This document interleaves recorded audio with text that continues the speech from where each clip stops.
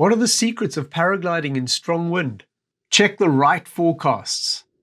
The normal weather predictions are for the surface level. Refer to the forecast altitude which you'll be flying in.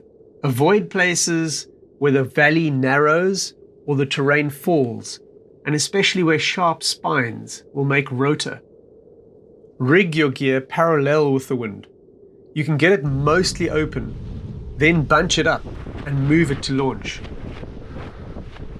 Position yourself at the front of the launch pad to create safe depower space.